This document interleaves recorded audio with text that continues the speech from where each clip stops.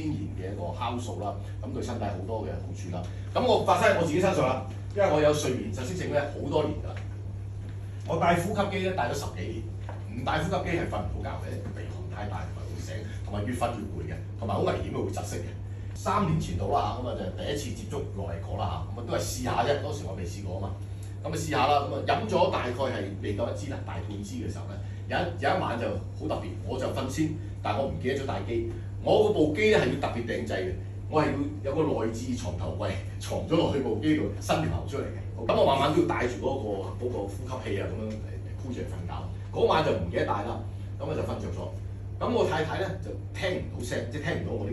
好誇張嘅鼻鼾聲。佢以為我冇瞓覺啦，佢係咁喺度同我傾偈，係咁問我嘢。但點解唔睬佢嘅咧？講極都冇人睬佢咧咁樣，因為走埋床邊睇下，見到我真係瞓咗覺。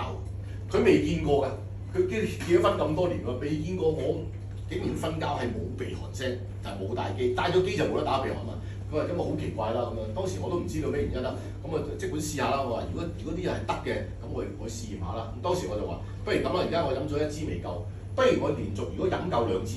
即係飲夠2支之後，我試下停咗戴呼吸機，我試下可唔可以解決到我呢個問題啦。結果2支之後咧，我自己做白老鼠試下啦，我就開始停戴呼吸機。好消息就係一停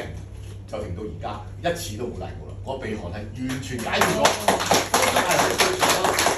個氣管係好暢通啦，同埋最重要個睡眠質素好好，即係唔會話窒醒啊，又瞓瞓下又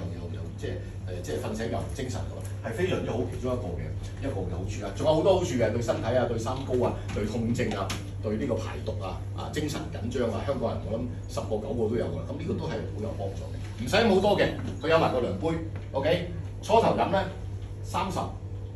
個毫升咧，大概咁多啦嚇，一日飲1次得㗎啦嚇，咁你一日飲1次就 OK。